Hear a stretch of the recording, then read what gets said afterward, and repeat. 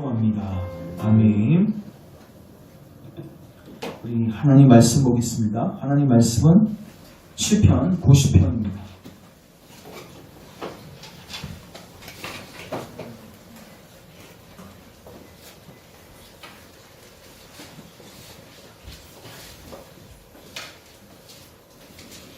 시편 90편.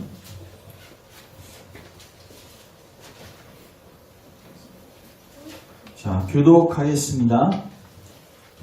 시편 90편. 주여, 주는 대대 우리의 거처가 되셨나이다. 산이 새기기 전 땅과 새기도 주께서 조성하기 전 온 영원부터 영원까지 주는 하나님이십니다. 주께서 사람을 티끌로 돌아가게 하시고 말씀하시기를 너희 인생들은 돌아가라 하셨사오니 주의 목소리는 천년이 지나간 것이 같으며 밤의 한숨과 같은 뿐이니이다. 주께서 그들을 홍수처럼 쓸어 가시나이다. 그들은 잠깐 자는 것 같으며 아침에 돋는 풀 같으니이다. 푸른 아침에 꽃이 피어 자라다가 저녁에는 시들어 마르나이다. 우리는 주의 노에 소멸되며 주의 분내심에 놀라나이다.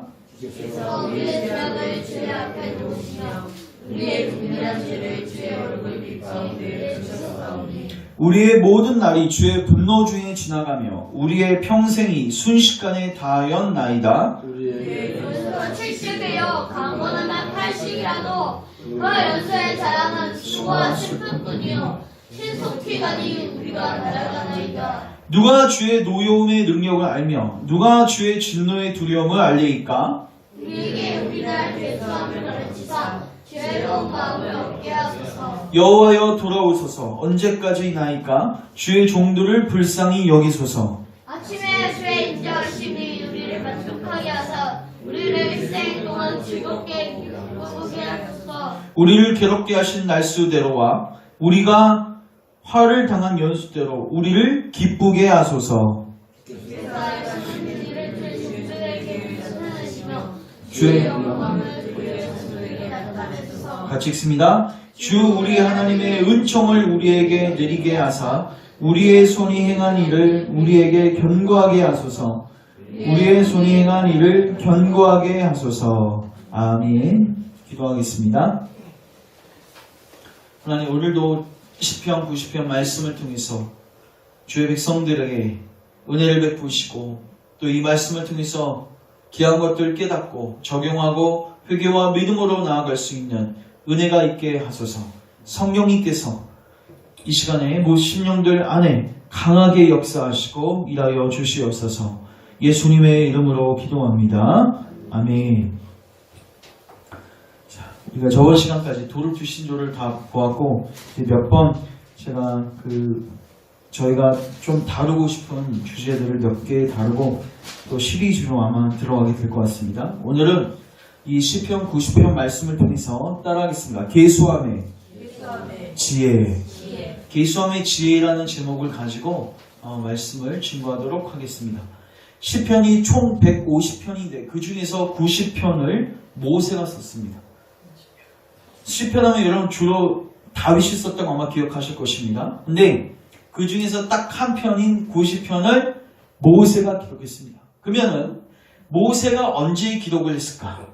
민수기 14장 가면요, 이스라엘 백성들이 출애굽한 다음에 그 가데스바네아에서 정탐꾼을 보내고 거기서 부정적 보고를 하면서 하나님께서 그들을 심판하십니다. 근데 그 심판의 내용이 뭐냐면 들어보시면 너희 시체가 이 광야에서 엎드려질 것이라. 시체가 어떻게 된다?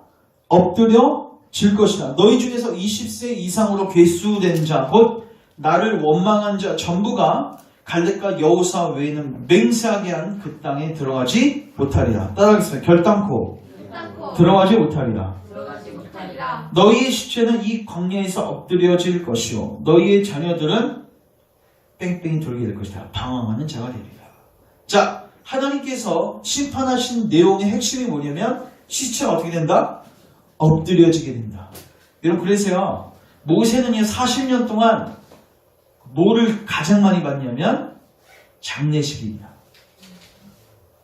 여러분 모세는 1세대하고 나이가 거의 동일합니다. 맞죠? 어떻게 보면은 모세는 여러분 모세가 하나님께 언제 부름받아서 쓰임받았죠?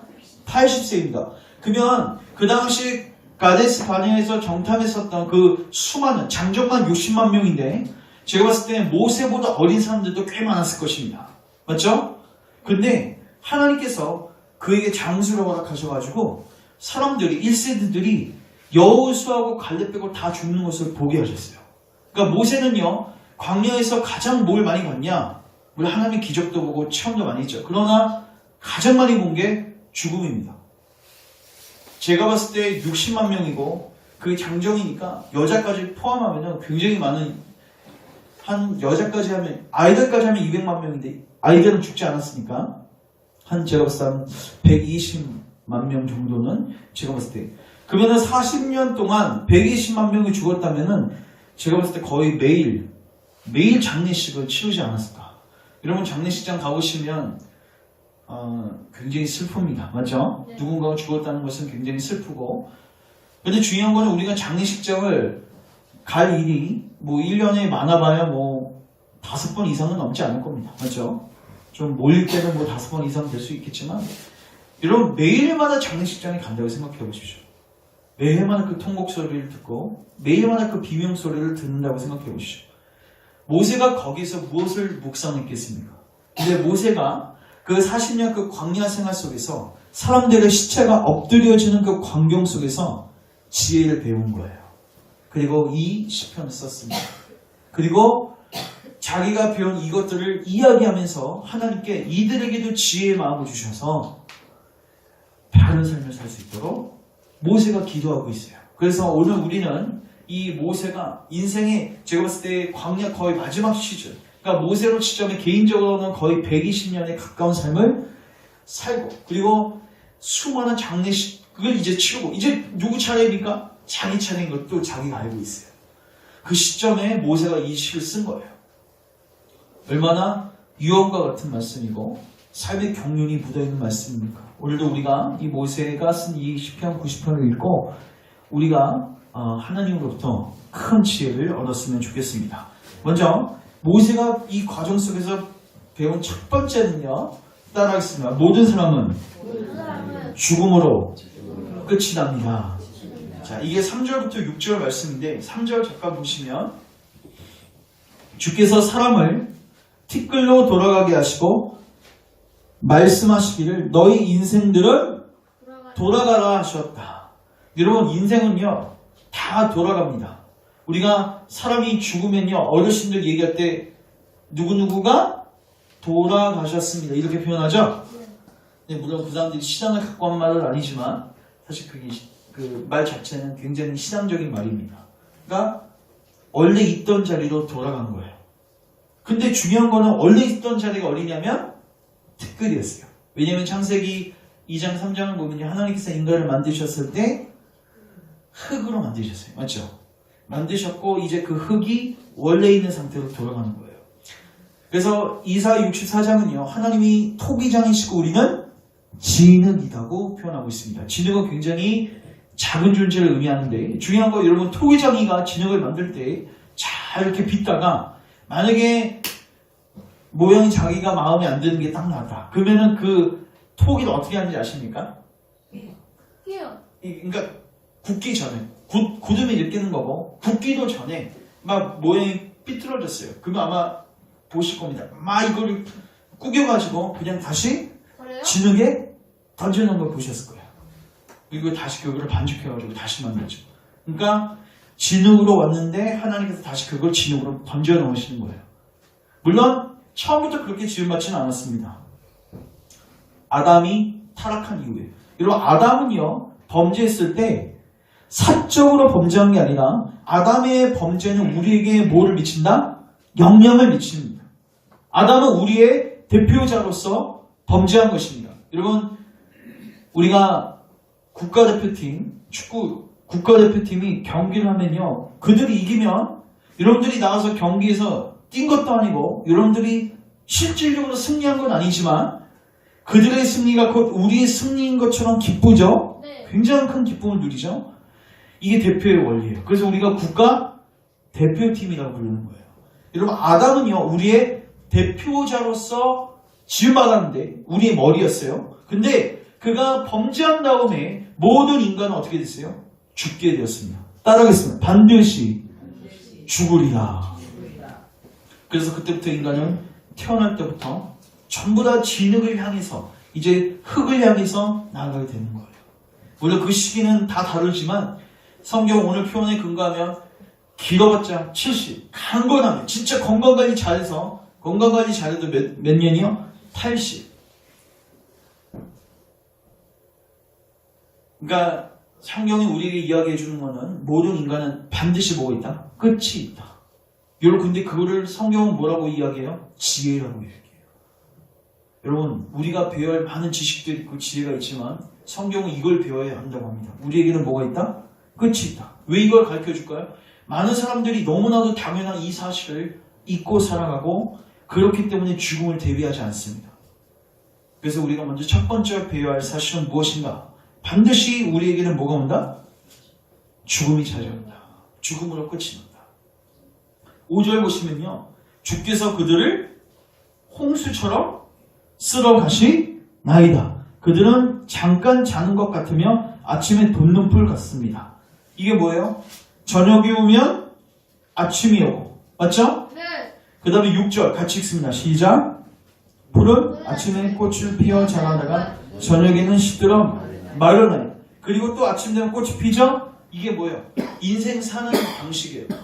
한 사람이 한 세대가 죽으면 또 한 세대가 또 태어나고, 또 한 세대가 살다가 죽으면 또 다음 세대가 태어나고, 살고 죽고 살고 죽고, 결국 모든 사람이 다 뭐합니까? 죽습니다. 창세기 5장에 보면요, 가장 반복되는 단어가 누구냐면 5장에 보면 계보가 나와요. 아담이 누구를 낳고 누구가 누구를 낳고. 근데요, 가장 많이 나오는 단어는 죽었더라. 메시아를 향년하다가 죽었더라. 그러니까 성경은요, 죽음을 가리킵니다.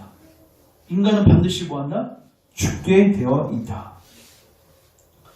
그 다음 두 번째 우리가 배워야 할 지혜는 무엇인가? 따라하겠습니다. 모든 인간은 하나님의 분노 가운데 있습니다. 저는 죽음을 미워하는 것은 비성경적이라고 봅니다. 여러분, 오늘날에 자녀가 죽었거나 또 안타까운 사연 속에서 죽은 사람들을 보면요, 이렇게 그 사람들이 그리스도를 믿지도 않았어요. 그리고 교회를 다니지도 않았어요. 근데 그 사람들이 지금 좋은 곳에 가서 행복하게 살 것이고, 근데 그 근거가 다 어디냐면 이 세상에서 좋은 일을 했다는 거예요. 그래서 그러한 사람들이 죽고 또 안타까운 사연 속에서 죽은 사람들은 모든 사람들이 그 죽음을 뭐하냐면 아름다운 죽음이라고 이야기하고 그 죽음을 미화시킵니다. 그리고 그런 죽음 속에서 많은 사람들이 죽음은 이렇게 생각해요. 정상적인 것이고 죽음은 때로는 아름다운 것이야. 근데 여러분, 그거는 사단의 기관입니다. 여러분, 죽음은 두려운 것입니다. 죽음은 비정상적인 것입니다. 죽음은 실로 우리가 두려움을 갖고 접근해야 할 주제인 거예요. 오늘날 장례식장에 가면요, 이거를 덮기 위해서 식구들끼리 모여서 또 친구들끼리 모여서 그 죽음을 덮을 만한 아주 흥미진진한 이야기들을 그들이 나눕니다. 과거에 있었던 이야기들을 나누죠. 그러면서 뭐 하는 거예요? 자기 안에 있는 그 두려움을 그냥 덮어버리는 거예요. 근데 여러분, 정직하기만 하다면 우리는 죽음을 결코 미워할 수 없으며 죽음은 정상적인 것이라고 이야기할 수 없습니다. 그리고 더 나아가서 성경은 인간이 죽는 것을 하나님의 뭐라고 표현하고 있냐면 하나님의 진노이다. 에베소서 2장 3절을 보면요, 인간은요 어떻게 살고 있냐면요, 세상의 풍조를 따라 살고 있고 육체와 마음이 원하는 것을 따라 살고 있는데, 그래서 인간은 본질상 진노의 자녀라고 표현하고 있어요. 본질상 진노의 자녀는 무슨 말이냐면 태어날 때부터 진노의 자녀라는 거예요. 그러니까 인간은 아무리 선하게 보여도, 아무리 아름다운 사연이 있어도 태어날 때부터 하나님의 진노 속에서 태어나고, 그리고 진노 가운데서 삶이 진행됩니다. 우리의 삶 속에 수고와 슬픔이 많죠? 그게 뭐 때문에 생긴 겁니까? 죄에 대한 형벌이고 결과입니다. 포장하지 마십시오. 수고를 보고 아름답다고 하지 마십시오. 그것은 죄의 결과입니다. 왜 남자들이 벌어도 왜 그 노동에 대한 대가를 주지 않습니까? 죄의 결과입니다. 그걸 포장하지 말라는 거예요. 성경은 그걸 분명하게 비정상적인 것이고 하나님의 분노를 받고 있는 것으로 표현하고 있습니다. 90장 7절 보십시오. 우리는 주의 노에 소멸되며 주의 분내심에 놀라나이다. 9절 같이 읽습니다. 시작. 우리의 모든 날이 주의 분노 중에 지나가며 우리의 평생이 순식간에 다하였나이다. 여기 보면 우리의 모든 날이 어디 아래 있대요? 주의 분노 아래 있대요. 90편 9절입니다. 여러분 이 사실을 인식하고 계십니까? 그러니까 우리는 태어날 때부터 주의 분노 가운데, 진노 가운데 태어났고 삶 가운데서도 계속해서 주님의 진노 가운데 살다가 결국 그 죽으면 다 끝나는가? 그것도 아니에요. 히브리서 9장 27절. 사람에게 한 번 죽는 것은 정해진 것이고 그 후에는 뭐가 있다? 하나님의 심판이 있다. 따라서 한 번 죽는 것은 정해진 것이요. 그 후에는 심판이 있다. 이 말이 뭐예요? 분노 중에서 살다가 죽고 난 다음에는 영원한 분노 가운데 들어가는 거예요. 여러분 인생을 미워하지 마십시오. 죽음을 미워하지 마십시오. 여러분의 삶을 미워하지 마십시오. 여러분들은 그리스도를 믿지 않고 있다면 여러분들은 하나님의 진노 가운데 있는 것입니다. 그러니까 교회 들어오면 당신은 하나님의 사랑 가운데 있습니다. 이렇게 가르치셔서는 안 되고 하나님의 진노 가운데 있습니다. 이걸 먼저 가르쳐야죠. 회개하지도 않고 예수님을 믿지도 않았는데 그 사람이 지금 안전하다고 가르치는 것은 거짓말하는 거죠. 그럼 그 사람이 무슨 반응을 하겠습니까? 지금 안전하다고 생각하는 사람이 무슨 액션을 취하겠습니까? 즉 그 사람이 받고 있는 게 지옥 특공인 것을 이야기해줘야 되는 거죠. 우리가 두 번째 배워야 하는 거, 그러니까 첫 번째는 반드시 인간의 끝이 온다는 거예요. 그리고 그 모든 것은 정상적인 게 아니라 하나님의 진노라는 거예요. 세 번째, 우리가 배워야 하는 진리, 따라하겠습니다. 인생은 덧없습니다. 여러분, 덧없다라는 뜻은 두 가지 의미가 포함되어 있는데 굉장히 빠르다 이런 뜻이 있습니다. 굉장히 뭐하다? 빠르다. 그리고 두 번째는 굉장히 허무하다 이런 뜻이 있습니다. 아마 여러분들이 이거는 삶 속에서 우리가 느낄 수 있는 건데, 자, 우리 한번 9절 잠깐 보시면 우리의 모든 날이 주의 분노 중에 지나가며, 그러면서 이렇게 분노 중에 지나가는데 우리의 평생이 따라서 순식간에 다하였나이다. 어우, 금방 오죠? 네. 너는 아직 못 느낄 텐데 빨리 느끼는 게 좋다. 네. 10절 우리 같이 한번 읽겠습니다. 시작. 우리의 연수가 70이요 강건하면 80이 나도 그 연수의 자랑은 수고와 슬픔뿐이요 신속히 가니 우리가 날아가나이다. 뭘 표현하고 있어요? 우리가 날아간다. 70이고 강건하면 80이래요. 그리고 그렇게 빨리 간 인생 속에서 남는 건 뭐예요? 수고, 슬픔. 여러분, 제가 확실히 이어날 수 있는 거 있는데, 여러분들이 나이가 먹어가면 먹어갈수록 여러분들 가운데는 슬픔이 증가될 것입니다. 그래요. 특별히 젊었을 때 많은 것들을 누리고 이루셨던 분들은 이거를 더욱더 크게 느끼실 겁니다. 상대적 빈곤이라고 하죠. 내가 과거에는 한때 이랬는데 지금은 그렇지 못한 모습들을 점점 느끼면서 여러분들 가운데 큰 자괴감과 실망감과 낙심과 여기 표현대로 슬픔이 찾아올 것입니다. 이게 인생입니다. 빨리 갈 뿐만 아니라 남는 것이라고 아무것도 없어요. 거의 끝까지 이르렀어요. 임종 직전. 여러분 가져갈 수 있는 게 무엇입니까? 아무것도 없어요. 아무것도 없어요. 그리고 과거를 회상해봐도 난 뭐밖에 안 한 거예요? 수고밖에 안 했어요. 여러분 묵상하십시오. 지금 모세는 우리에게 묵상하길 원하는 겁니다. 뭐라고 해요? 날아간대요. 제가 묻겠습니다. 그러면 끝납니까? 아니죠.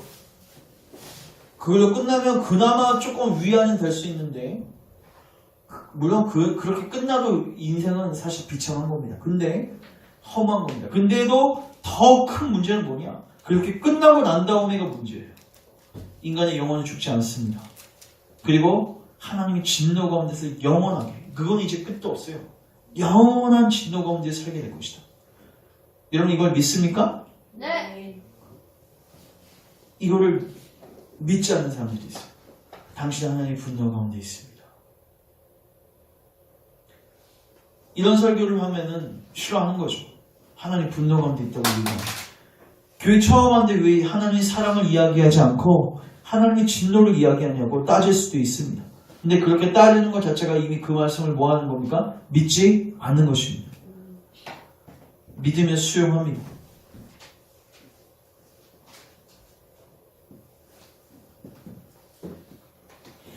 자, 이에 바로 모세가 우리보다 훨씬 많이 살았다. 120세를 살았다. 그리고 우리보다는 수많은 장례식, 그리고 지도자였기 때문에 여러분 장례식 본인이 거의 다 거들었겠죠. 맞죠? 집 냈겠죠. 여러분 저는 장례식장 한 번만 가도요. 거기서 얻게 되는 영적 지혜가 굉장히 커요. 장례식장 가서 입간하는 모습들을 보면서 언젠가 저기 나도 있겠구나. 이거를 보면서 얻게 되는 지혜가 있단 말이에요. 여러분 모세는요. 수많은 사람들, 심지어 자기 형하고 누이보다도 자기가 더 오래 살아서 형하고 누이가 죽는 것까지 본 거죠. 그래서 자기 가족들 또 주변에 있는 수많은 사람들이 그리고 자기보다 어린 사람들도 죽는 것을 다 보았습니다. 여러분 이 지혜를 들으셔야 됩니다. 인간은 반드시 죽는다. 그리고 하나님의 진노 가운데 있다. 그래서 또한 인간은 더럽다. 여러분 이 지혜를 배우셨으면 이제 우리는 무엇을 해야 하는가? 자, 먼저 첫 번째 제가 두 가지를 적용합니다. 첫 번째 따라하겠습니다. 하나님이 누구신지 아십시오. 자, 1절, 2절 같이 한번 읽겠습니다. 1절, 2절 시작. 주여 주는 대대에 우리의 거처가 되셨나이다. 산이 생기기 전 땅과 세계도 주께서 조성하기 전 영원부터 영원까지 주는 하나님이십니다. 아멘. 이 얘기가 갑자기 왜 처음에 등장하죠? 지금 모세는 굉장히 디프레스 되어 있고 사실 여기서 대대에 이런 말은요. 1절에 있는 대대에는요. 모든 세대 속에서요. 모세를 치자면 아브라함 때부터 모세까지를 의미할 수 있겠죠. 여러분 그 제가 질문합니다. 아브라함 때부터 모세까지요. 그들에게 거처가 있었습니까?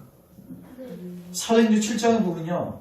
이렇게 표현되고 있습니다. 아브라함은요. 발붙일 땅도 없었다고. 하나님께서 본토 친척집을 떠나 하나님께서 지시한 땅으로 가라고 하셨는데 사도행전 7장에 보면요. 5절에 나와 있습니다. 발붙일 땅이 없대요.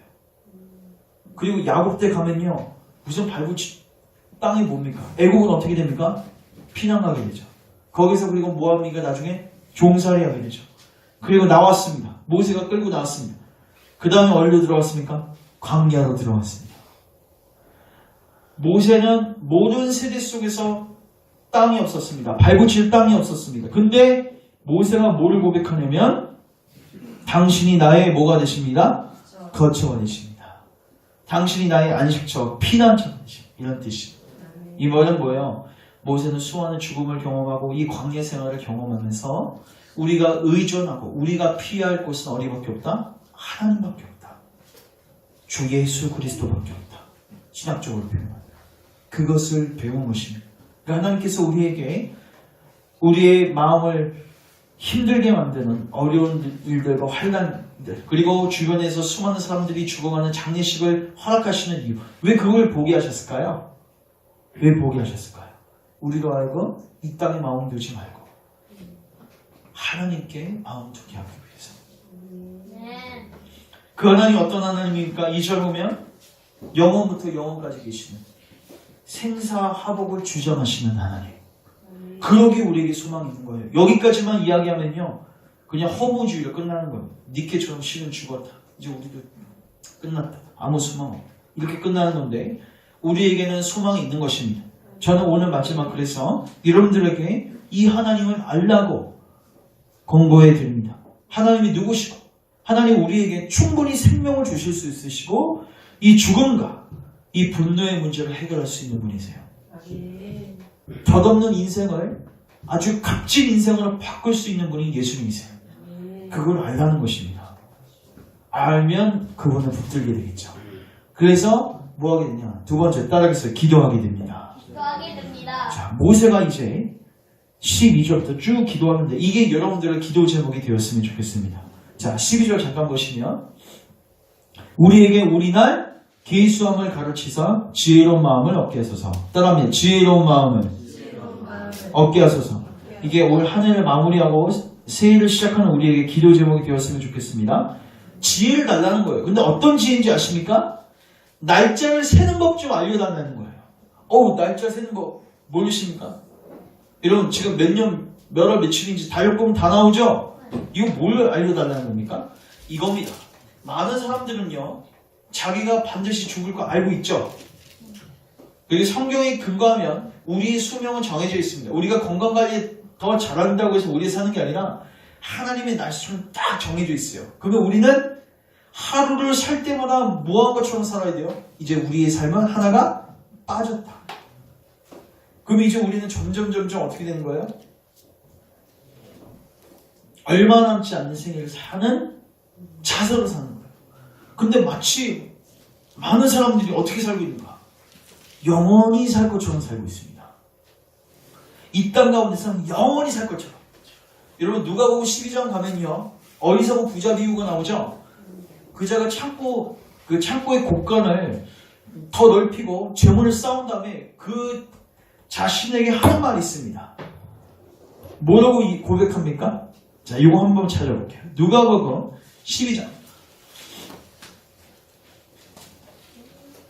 누가복음 12장 잠깐 보시면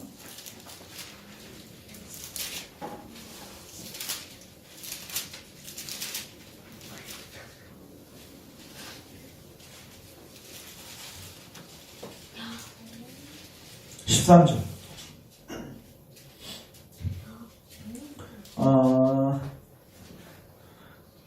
17절부터 보십시다.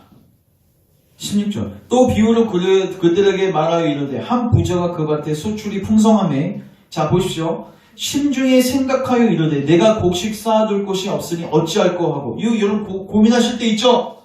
없습니까? 있기를 원합니다.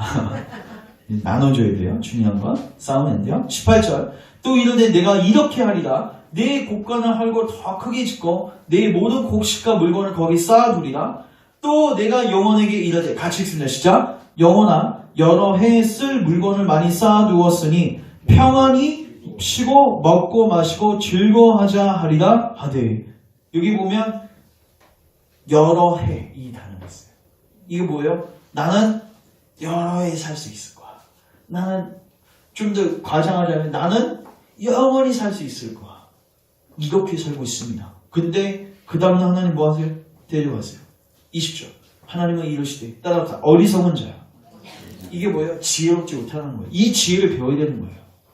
뭐예요? 얼마 안 남았다는 거. 진짜로 얼마 안 남았다는 거. 이거 배워야 하셔야 돼요. 전 안타깝게도 이거는요 여러분 나이가 많다고 해서 배우는 것도 아닙니다. 여러분 죽음에 대한 인식, 죽음을 대비하는 것. 이거 여러분 나이가 많으면 배울 수 있을 것 같습니다. 저는 이거 믿지 않습니다. 왜냐하면 정말로 제가 봤을 때는 죽음이 거의 코앞에 임박한 사람들을 봤는데 그 사람들도 마치 여기서 영원히 살 것처럼 먹고 마시고 시집가고 장가되고 혼돈 돈 버는 일에 혈안이 돼서 사는 사람들을 꽤 많이 봤습니다. 30대 40대 말고 70이 넘어서도 돈 버는데 이 돈을 쌓는데 그 돈 여러분 다 쓸 수 있습니까? 없습니까? 없습니다. 근데 마치 그런 자세로 사는 사람을 제가 많이 봤습니다. 그래서 이거는 나이가 많아진다고 해서 저절로 생기는 지혜가 아니구나. 이거는 하나님 주셔야 된다. 그래서 모세가 기도하는 거예요. 주여 지혜로운 마음을 주십시오. 여러분 어리석은 부자가 되지 마십시오. 주님이 오늘 우리의 영혼을 도로 찾을 수 있는 거예요. 그래서 우리는 지혜로운 마음을 달라고 기도해야 합니다. 두 번째, 또 뭘 놓고 기도해야 되는가? 자, 10편 90편 요것만 읽고 정리합니다. 13절, 14절 같이 읽습니다. 시작. 돌아오소서 언제까지이니까 주의 종들을 불쌍히 여기소서. 아침에 주의 인자하심이 우리를 만족하게 하사 우리를 일생 동안 즐겁고 기쁘게 하소서. 따라하겠습니다. 주의 인자하심이 우리를 만족하게 하소서. 이게 뭐예요? 모세 고백이에요. 모세는 사람들이 죽고 또 하나님 분노 가운데 있고 인생이 덧없는 것을 깨닫은 다음에 나를 만족시킬 수 있는 것은 뭐밖에 없다? 주의 인자하심밖에 없다. 주님의 긍휼과 자비밖에 없다. 주님과 화목된 이 생명밖에 없다는 거예요. 돈이 그거를 주지 못하고 사람이 주지 못하고 내가 쌓은 업적이 주지 못한다는 거예요. 이걸 알았기 때문에 주의 인자를 내게 베푸소서. 나를 불쌍히 여기소서. 다행히도 여러분 그리스도께서요. 아까 모세가 문제 삼았던 세계 이 모든 문제를 다 깨셨습니다. 고린도전서 15장 기회가 되시면 집에 와서 읽어보세요. 부활절인데 20절부터 26절까지의 말씀인데 그리스도께서는요 죽음의 문제 해결하셨고 심판의 문제 해결하셨고 그 다음에 인생의 덧없는 문제도 해결하셨어요. 그래서 그리스도 안에 있으면요 이 짧은 삶도요 굉장히 의미 있어요. 우리 요거 하나만 이제 읽고 정리합니다. 히브리서 9장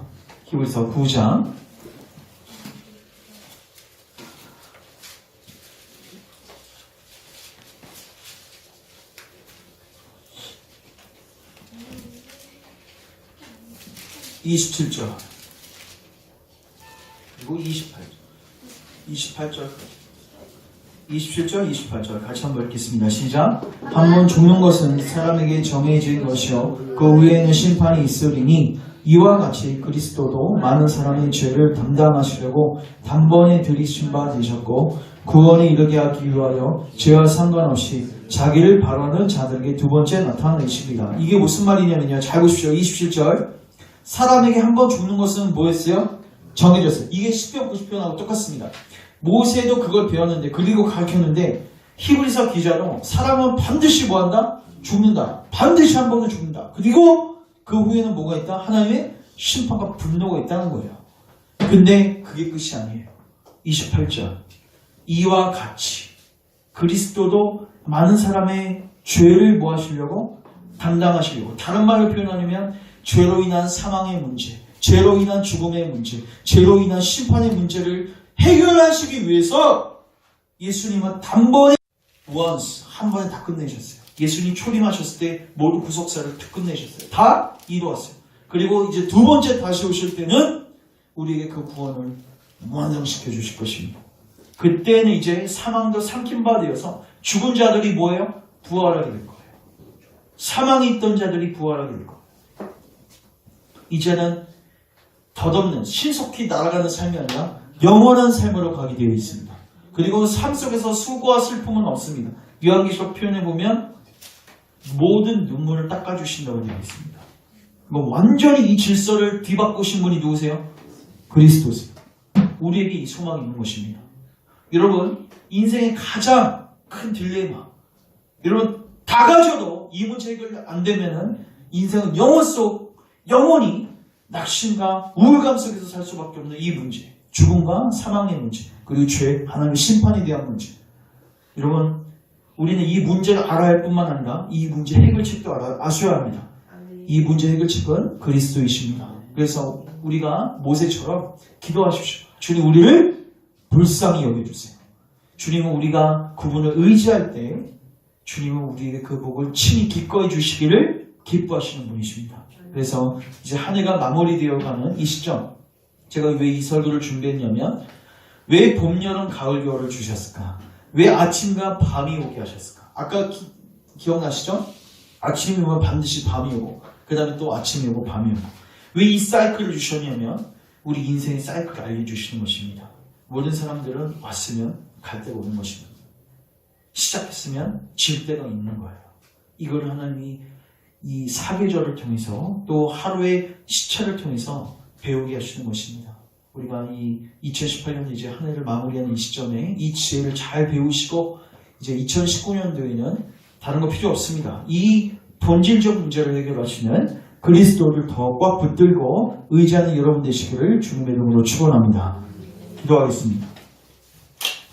사랑이 많으신 하나님, 참으로 모세가 배웠던 것처럼 우리에게도 큰 지혜를 허락하옵소서.